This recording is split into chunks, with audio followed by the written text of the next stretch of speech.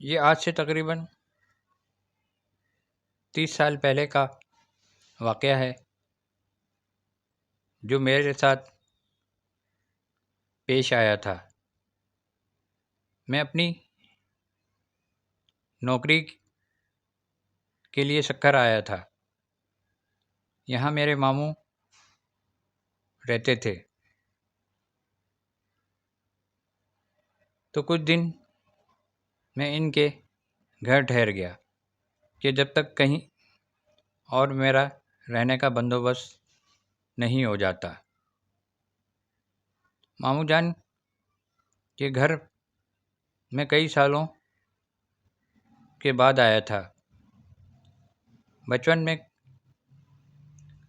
کبھی اماں جان کے ساتھ آیا کرتا تھا۔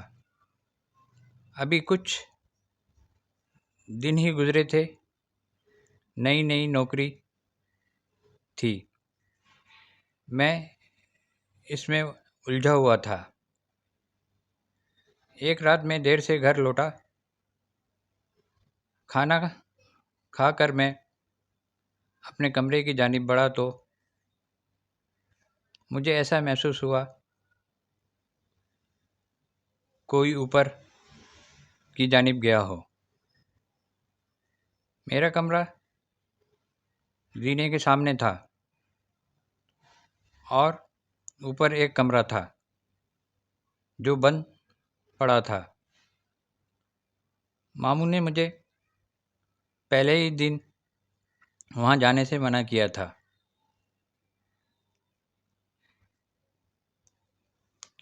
کیوں یہ نہیں بتایا تھا؟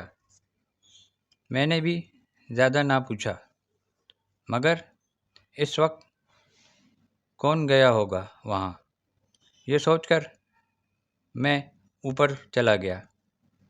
کمرے کے باہر پہنچا تھا کہ اندر سے مجھے کسی کے ہنسنے کی آواز آئی۔ دل بری طرح دھڑکا۔ فطری تجسس کے باعث میں نے دروازہ کھولا، اندر کوئی بھی نہیں تھا۔ میں نے نظر گھما کر چاروں طرف دیکھا۔ کمرہ عرصہ دراز سے بند رہنے کی وجہ سے گرد آلود ہو رہا تھا۔ آوازوں کو اپنا وہم جان کر میں پلٹنے ہی لگا تھا کہ میری ممانی نے مجھے پیچھے سے پکارا۔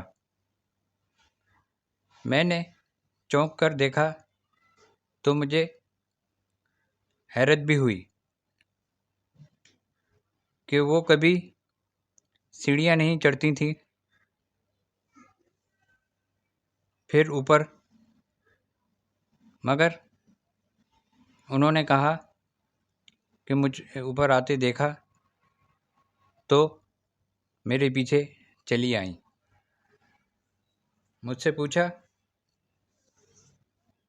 تو میں نے بتایا کہ مجھے لگا کوئی یہاں آیا ہے، دیکھنے چلا آیا۔ خیر، میں ان کے ساتھ نیچے جانے لگا۔ ابھی 2-3 سیڑھیاں ہی اترے ہوں گے کہ مجھے محسوس ہوا کہ کوئی میرے پیچھے پھر ہنسا ہو، مگر وہاں تو ممانی تھی۔ میں نے ڈرتے ڈرتے اپنی گردن گھمائی اور میرے ہوش اڑ گئے۔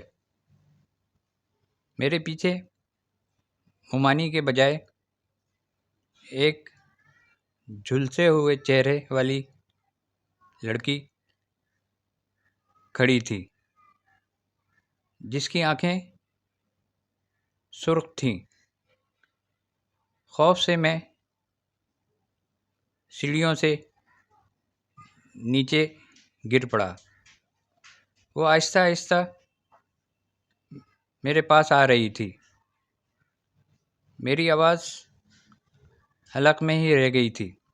بمشکل میں چیخا تو میری آواز پر ممانی اور ماموں اپنے کمرے سے بھاگے آئے۔ میری تو حالت بہت غیر ہو چکی تھی۔ میں نیم بے ہوشی میں تھا، مگر مجھے وہ لڑکی اپنے سامنے محسوس ہو رہی تھی۔ ماموں شاید سمجھ چکے تھے۔ مجھے کہا مجھے کیا ہوا ہے۔ انہوں نے مجھ پر دم کیا اور اپنے کمرے میں لے گئے۔ کچھ دن بعد جا کر میری حالت بہتر ہوئی۔ میں نے اس رات کا تمام حال کہہ سنایا تو ماموں نے بتایا کہ اوپر بند کمرے میں آصف ہیں، اس لیے وہاں کوئی نہیں جاتا، مگر وہ کسی کو نقصان نہیں پہنچاتے۔